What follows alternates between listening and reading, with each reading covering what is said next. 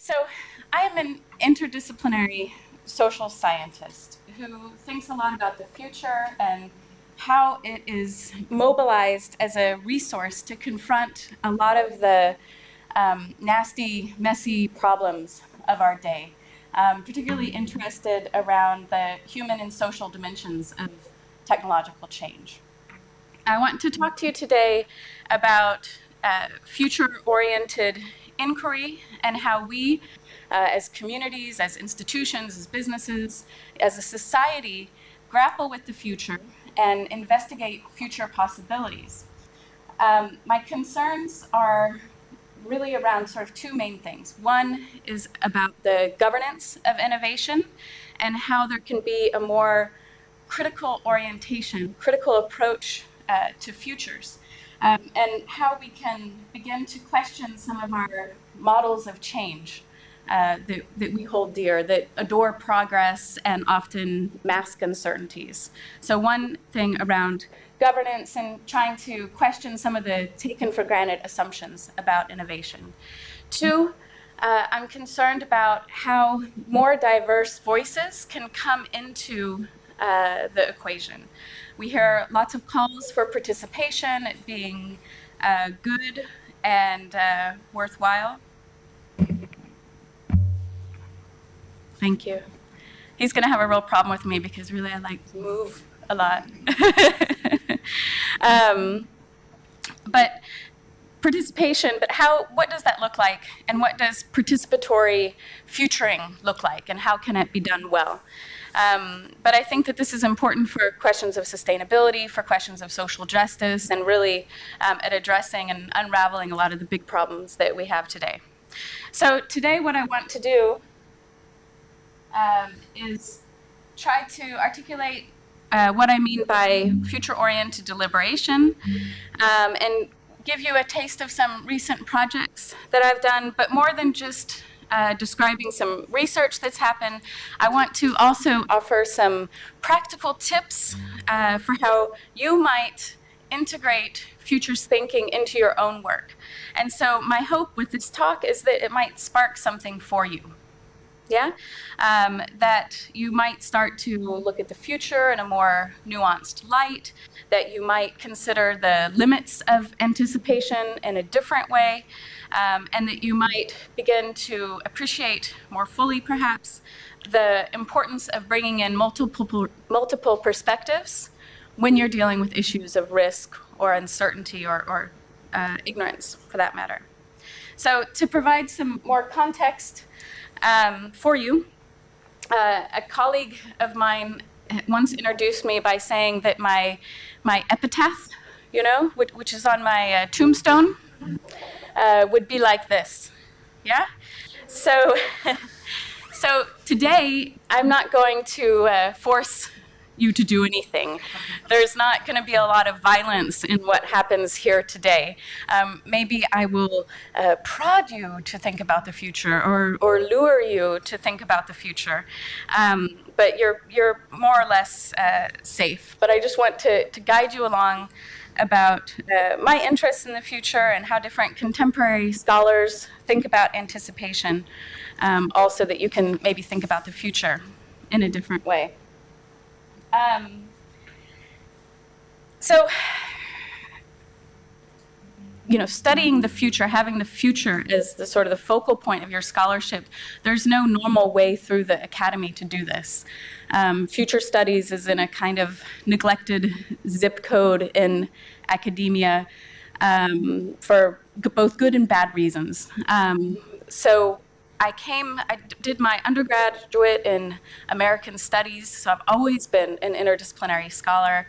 I have a STS master's, and then my PhD is from Copenhagen Business School, where I looked at organizational learning and the management of technology, and organizational learning, these sorts of things, but all with attention on the future and what is the role of the future in these things. But the projects that I'm going to talk to you about today were conducted at the Center for Nanotechnology and Society at Arizona State University. It's one of the largest, if not the largest, collection of social scientists who are looking at the societal implications of emerging technologies. So I was there for a number of years. It was a 10-year NSF-funded grant project. And there I led a number of different projects around a variety of different technology areas, and really trying to uncover kind of the hidden problems of the, in some cases, the next technological fix, but trying to find ways to both engage citizens, but also to think about futures in interesting ways. So in my work,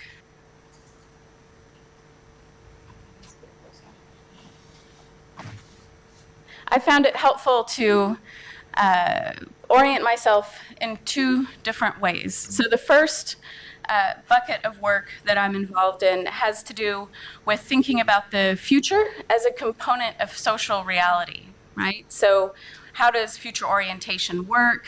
How do innovations, or how do expectations fortify a new innovation?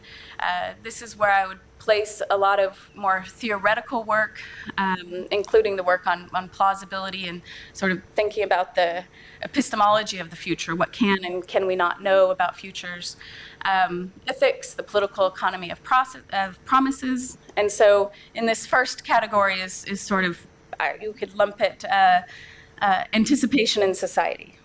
But then another way to think about the future and to study the future is to think about the different tools and methods we have for understanding futures. So the big question here is, what are the different analytically sound ways that we have to engage people in thinking systematically about the future? Yeah. So in this way, I consider myself both a scholar and a practitioner. Now, I have to make clear at this point, maybe to disappoint you a little bit, but this isn't about prediction at all. It is not about trying to get the future right. So Barbara Adam wrote this some years ago, and it's really influenced how I think about my work as a social scientist. So you can look there. It's not about creating even better models to predict the future, but rather pay attention to what kind of narratives are out there, how power is construed, what are the different grammars of the future, and so on. So this sort of broadens out what it means for looking at the future. On the other hand, it's also true that I consider myself a scenario planner. And that scenario planning, I think, is a really effective way to grapple with questions around technological change, right? A really effective way to support decision making. And I've used it a great deal in a wide variety of different applied projects. But I just want to make clear that there are other kinds of more theoretically informed vantage points that I think are valuable. And this is a reference to the work that Angela mentioned on plausibility, where we're really questioning the dominance of probabilistic thinking and really looking to sort of more non-predictive models. And plausibility is a term kicked around a lot in scenario planning, but that hadn't really been conceptually explored with any rigor. And we put together a special issue about 1.5 years ago. So if you want to learn more about plausibility, you could do that. Reading also an article by Andrea Sartelli on models. Yeah. Another kind of bit of work that I do when I do work more on the methodological front is really do some bizarre but sound experiments. And this is an example of an event that I found at ASU in 2012, where we invited different Foresight practitioners to kind of test out their latest methodologies. And we could study them and see how they worked and why not. So with that sort of backdrop and a kind of an extended introduction to how I think it's interesting to approach the future, I want to sort of shift a little bit to talk more about a couple of projects. But first, it's worth noting that this kind of work doesn't happen in a vacuum, right? we're constantly inundated with different images of the future, right? In the media, this is around AI, ex machina. But you also have a long history of different science fiction films, apocalyptic visions, often with hot men clad in leather. They also, and this is not scientifically verifiable, but they often have a dog. These hot men living in apocalyptic futures. But it's not just the media, and it's not just a matter of entertainment where we see futures produced, but it's also within science, right? And these sort of representations of futures wind up sort of informing how we think about our experiences of, in this case, weather. Also, scientific imagery often takes interesting liberties in sort of rendering their work in future-oriented way. This is a genetic splicing of a tobacco plant with something else that I can't remember. But also in art. Does anyone recognize this? Come on, Italy. Huh? Yeah. Yeah, so good. Italian futurism, yes, from the 30s. So a sort of vision of urban life, chaotic and so on. Sorry? Okay, well, then that was cheating if you had to just read the...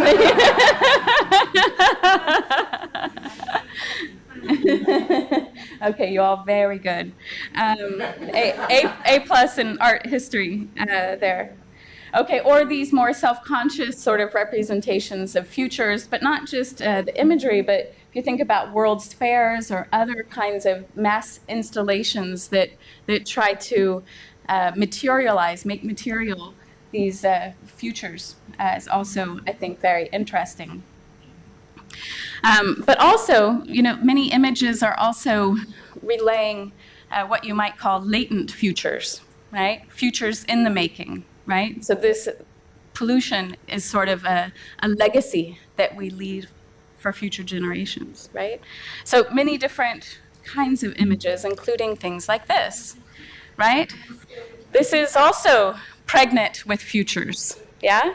All sorts of assumptions about how the future might turn out or should turn out, sometimes quite explicitly, but I think it's also interesting to unpack to see the implicit, right, assumptions that are here.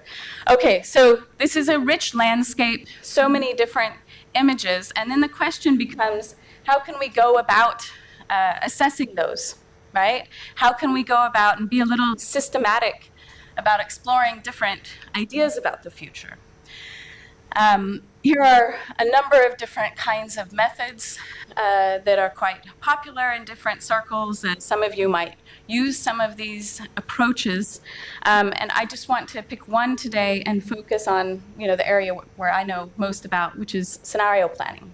Yeah? So the case I want to share with you is a scenario planning project because scenarios mean so many different things to so many different people. I kind of want to ground it in these couple of definitions here for you. The idea is that they are methods that deal in plausibility and that it's about gathering perceptions about certainties and uncertainties. Scenario planning is often a collective exercise, and this is important as sort of the stream that runs through this talk is also around participation, right, and engaging more diverse stakeholders, so that this is a collective enterprise and not a purely expert-driven one is also interesting. So I think what distinguishes scenarios from a lot of other future-oriented methods is the context in which they're used, right? The idea here is if there's a clear-cut problem or an easy solution, or if the variables of the problem are well understood and the uncertainties are tame, you can pin them down, then there's a whole lot of other tools and approaches that might work well, right? If you have good data and you can just extrapolate that data, if the past is a good guide to the future, then you might sort of have other, you can just model it, create a model, for instance, and work that way. But scenarios come up in situations where there are a lot of confusion and mixed signals in the environment. Maybe there's systems change or other kinds of conceptual emergencies. Yeah, so scenarios come in situations that have been described by, over the decades by a lot of different scholars, turbulent, wicked. Now they're super wicked, if you didn't know. Super duper wicked must be on its way, but I haven't seen that yet. Maybe we should write that. But anyway, you don't have a lot of clarity about what's happening. There's diverse values, there's conflicting agendas, and you're dealing in a problematic situation. So you have something like this. Who's familiar with this image? What are we looking at? Okay, Silvio. This is the elephant and the blind man. So how does it go? It goes that each of them will see something different. Right, right. They miss They miss the whole, right. So you have one holding onto the tail and says, it's a snake, it's a snake. Another one's holding onto the leg and they say, it's a tree trunk, and they all get so adamant and so convinced of what they think they're dealing with that they fight and disagree and violence ensues, and so on. And so I like this story because I think this is often the environments that we find ourselves working in, right? Where people are, holding tightly on to an idea of reality, if you will. And I think scenario planning is an interesting way in these contexts of complexity to try to draw together these diverse views, right? And to begin to try to make sense of the whole. There's also arguments that these days there's just no elephant at all, right?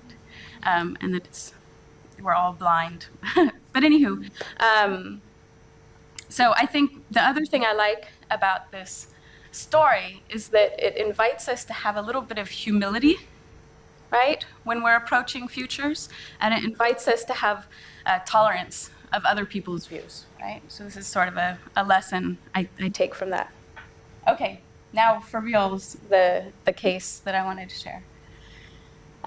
This is a project that is organized around a pre-symptomatic diagnostic tool called Doc in the Box. And it was under development by biodesign scientists at Arizona State University who came to us at the Center for Nanotechnology and Society, and they said, hey, we're doing all this work, making all this investment in this project, but we want to know actually that it has societal benefit, right? How do we know that all this good work is going to pay off? And this was a sort of great question because, this is in the backdrop of just this continual push for innovation, as if innovation is just a good in and of itself. But they actually wanted to pause and stop and think about if there's different ways that they could take this device that might create better societal outcomes. But basically, it's anticipated to be a household instrument where you take spit or blood or some fluid and you put it in, and it looks at your biomarkers in your blood. These fluctuate more than, say, your genes, right? And so you could see that you have a disease before symptoms emerged. Yeah.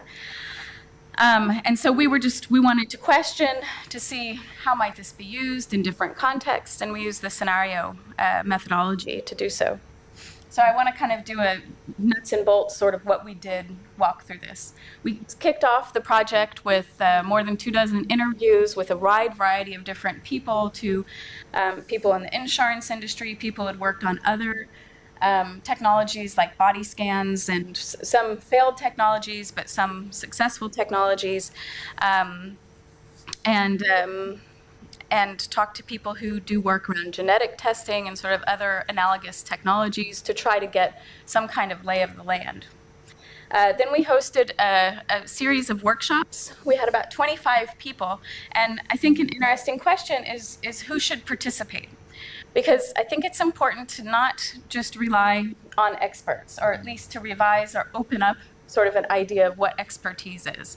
So just in a simplest sense, we had biodesign scientists who were working on the device, but not just the senior scientists. We also had younger researchers and mid-level researchers.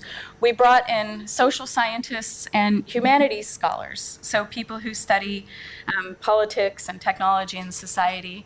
We brought in medical practitioners, legal professionals, business professionals, and users, so people who have sort of been living with having to rely on diagnostic tools on a regular basis. In scenario planning, the language is you want to shoot for a requisite diversity, right? So you want to just think about who are all the different people who might provide an interesting vantage point on your topic at hand. During the workshop, it kicks off with a discussion and a brainstorm around what in scenario planning is called driving forces. And so what are those sort of key elements that are going to have a big impact on the future, in this case, of the device? And what I think is quite interesting, and I might have you, I will have you play with this idea in a moment, but is that in scenario planning, you work to separate what are those things that are predetermined, which is not unproblematic language, but we'll just leave that for now. What's predetermined and what is very uncertain. And so out of the wide variety of factors that they decided were important, you then think about, well, for predetermined elements, what are some things that we can count on? Like what factors or variables or issues can we consider will definitely condition what this device looks like in 20 years. And I think that this is interesting. In STS, we talk about indeterminacies, or we might talk about obduracies, right? So this might be slow-moving things like demographics, but you can also think about things like infrastructure, for instance, things that stay the same over longer swaths of time. So you want to sort out what are those things, but they can also be cultural elements. What are those things that you can expect to stay the same? And then what are those critical uncertainties, those things that are extremely unknown that could go in a wide variety of different directions? And using this method with audiences, whether they're academic audiences or governmental audiences or whatever, this is where a lot of really interesting insights emerge, because one person's certainty might be another person's uncertainty. Right? And so the kinds of discussions that happen to kind of try to pin down what can we count on and what's fundamentally unknown, I think it's really instructive and interesting. So to build scenarios, the next thing you do is you decide, well, what are the 2 or 3 main, most important uncertainties? And this is a mapping for this project. Here were the kinds of uncertainties that they came up with. And then from there, they picked 2, and they plotted it along this scenarios matrix, right? So on the horizontal axis, you have value to society, either high or low. And on the vertical axis, you have responsibility for health. This had to do with sort of who controls, who has decision-making power around how this device is used.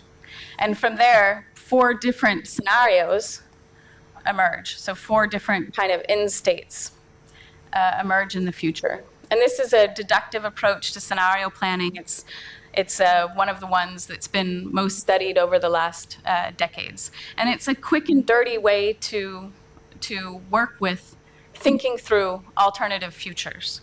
So I think that, most scenario projects, and this one was 9-10 months from start to finish. Some last years. It depends on sort of the level of engagement and how much resolution that you want. But I'm also here trying to give you something that perhaps in your research you can make use of. And I think using the scenario matrix as a sort of thinking partner could be useful. Yes? Yes. Will that procedure change a lot if it doesn't refer to a specific device, like to a whole field of emerging other technologies of some kind. So. The short answer is no. This is a standard approach.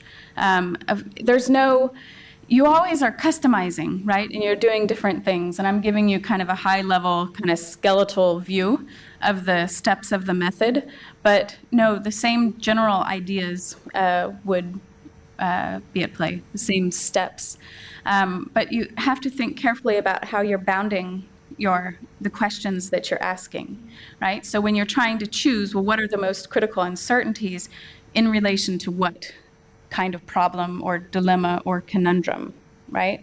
And so as you're sort of, if you're not dealing with a device, which this is the only project where I dealt specifically with a device, usually it's other issues or social issues even, you have to think about how you're going to bound that in a helpful way. Yeah?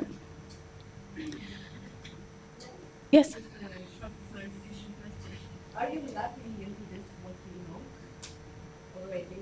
Like, do they have any way? Because we're talking only about uncertainties, but you just mentioned it. It's another part of establishing what we know. Yeah. What way does that happen? So what happened to the predetermined elements? So this is a scaffolding. This is sort of an organizational framework. The idea is that all the other uncertainties that still mattered, but might not sort of be a good scaffolding to organize the scenarios, they still get layered in, right? So you don't sort of lose those things. But the idea with the predetermined elements is that if you've decided that they are persistent, right? That they're going to persist into the future, then they're going to underpin all four scenarios. Yeah? So you have to sort of build them back in. Yeah? And in this case, and in the ways that I like to work, this is done by the group, right? So you're using the knowledge in the room, right? So who is involved matters greatly. Right? So there's a lot of background research and there's a lot of other things that can go into it, and sometimes scenario planning exercises engage hundreds and hundreds of people, right? And bring in and sort of import their knowledge at different stages of the process, right? This was kind of a more small-scale, discrete exercise for a lab, right? To help them to think about what they're doing. Yeah? So, in terms of outcomes, these are just some quotes from, did I do that? Some quotes from some of the participants in the project. But what else happened, right? So people enjoyed it, people liked talking with each other, but importantly, the lab director realized that it wasn't the device that they were inventing, it was the algorithm that would underpin it. So it wasn't just this microfluidic device, but the algorithm. So that gave rise to all sorts of questions about data security and who owns your biomedical data, and what kind of partners they might need to bring in early on in order to secure some of those questions. Another one of the PhD students who was involved in this project, she was concerned about some of the issues that were raised around, like, would you really want to know that you had a disease if it has no cure, right? And she was troubled by that. And so she switched her disease focus from a disease that had no cure to a more common infectious disease, right? Where there could be some response to it. So, it was a sort of intervention, you could say, on the development of this technology at an early stage that had some effects in terms of changing the course of the research.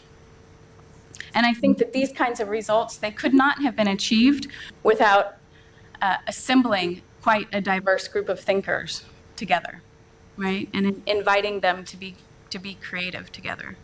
For those of you who are involved at all in STS, you know that public engagement with science and technology, or public understanding of science, has been a long-standing, deep concern within the community. And the big idea here is that science and technology should be part of democracy, that there should be a strong democratic impulse that informs science and technological developments. right? And so I've worked over the years with different public engagement, citizen deliberation projects, and I want to share one that has just been finishing in the last year called the Futurescape City Tours. This is the seeds of which came about when Angela was in Arizona in 2010. And since that time, it grew from a number of different kind of prototypes into a large-scale national engagement exercise that has taken place so far in 6 different cities by 6 different researchers that were sort of sharing the same kind of research interests and so on.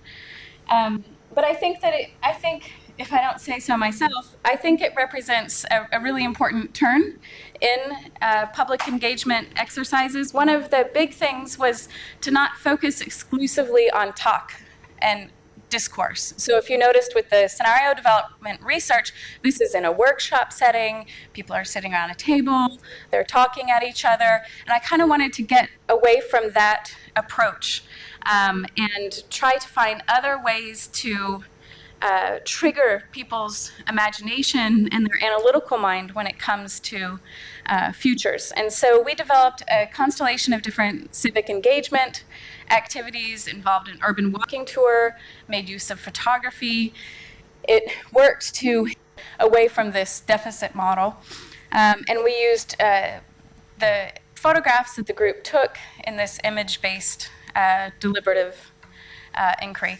Our focus was, we've developed a concept called material deliberation. We're also interested, just from a research perspective, some of our questions were also around capacity building and thinking about what does it mean to build the capacity of citizens to think about science and technology, and how might you do that? Students that was involved with me on this project was also taking a documentary film class, and so he made a short film. So it's not one of those high-financed kind of things, but it's sweet, and it's just a way to let you know what happened.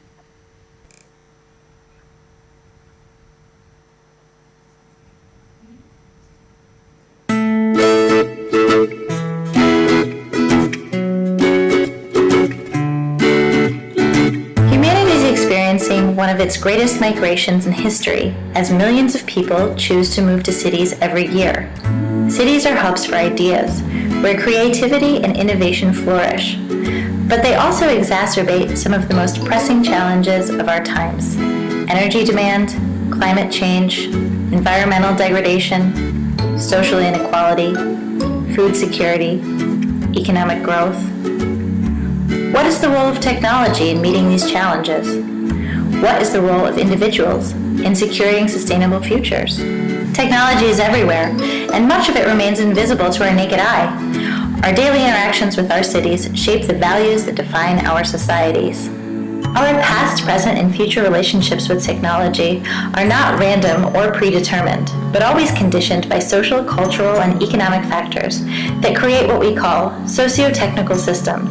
Do we have the knowledge, skills, and opportunities to make a difference in how our cities evolve? Funded by the National Science Foundation, the Center for Nanotechnology and Society at Arizona State University analyzes the roles people play in governing, shaping, and anticipating the routes that emerging technologies follow in order to meet the needs of our present and future societies. One of its main research projects is the Futurescape City Tours. The tour participants let us know what their concerns and curiosities were, and then we as researchers designed a tour experience, interactions with people and places that really helped the citizens, the participants, to better appreciate the alternative futures of their city. We asked them to capture their impressions and their intrigues and their ideas through photography and creative writing during the tour, and then those things became inputs for a guided deliberation later. So the core of the Futurescape City Tour is the walking tour, where participants take a guided tour through their city based on the places that they want to experience. And some of them are going for the first time to these sites, and along the way they are taking photographs, and then later we'll share those photographs and use them to learn from each other about the kind of changes that are happening in the city that are desirable and the ones that are undesirable. With a very flexible format that can be adapted to a variety of situations and purposes, Futurescape City Tours has been implemented in different locations. In each city, citizens, stakeholders, and experts consider the relationships between emerging technologies, urban environments, and sustainability. I think it's highly desirable. I mean, it is highly desirable. Crap moves into this era. Now, who's going to try to cover it up? Oh, never before. I'm going to let us have a long time. And I'm hoping it will be out there. And I have to tell you, music to me is the most wonderful thing in the world. So I left blank so you guys can fill some more information in on this one here. Exploring, technology and what's coming, but also, Phoenix and all that we have to offer, and reflect on it, to think about, what's my role in it, what's my role in the community, what's the community's role in the future, and what's technology's role in all of it. At the heart of the tour is seeing differently, through a new perspective, and asking questions about where we are heading. What do we as a community value? What values and visions are embedded in the urban infrastructure? Who is the city built for, and who is excluded? How will we secure a sustainable future? At the end of the day, the Futurescape City Tours is about helping people to notice change, to think differently about new technologies, and to question power and authority, but most importantly, to articulate their desires and dreams. And it's really through cultivating these skills that people can become meaningfully involved in making the future.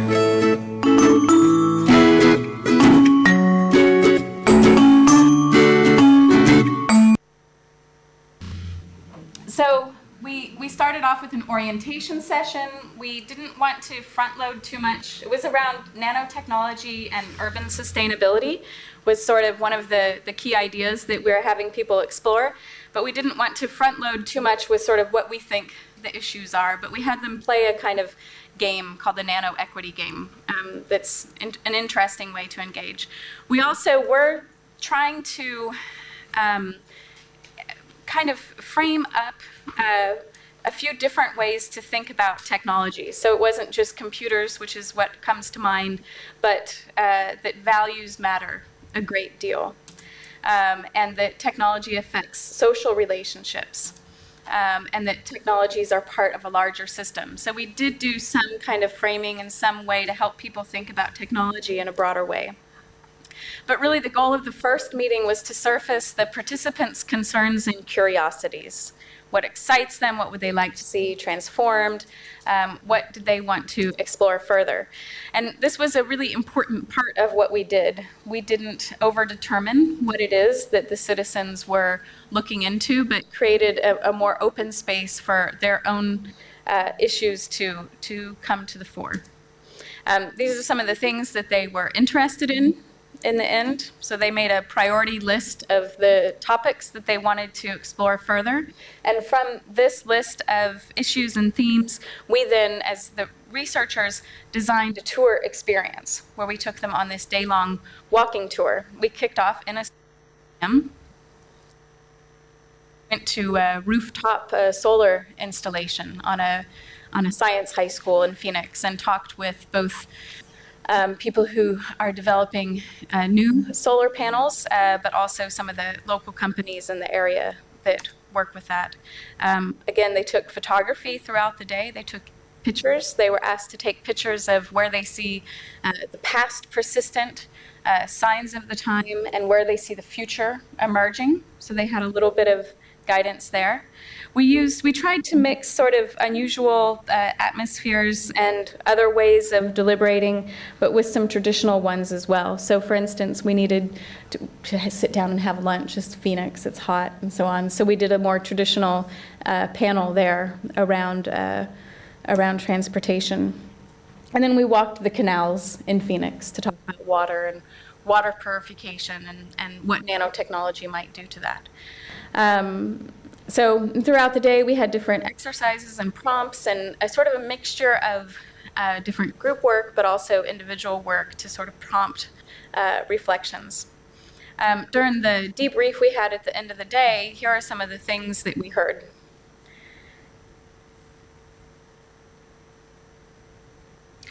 So it was kind of interesting, especially this one that says, I was a tourist in my own city. I was born here, lived here, yet I haven't seen a lot of these things.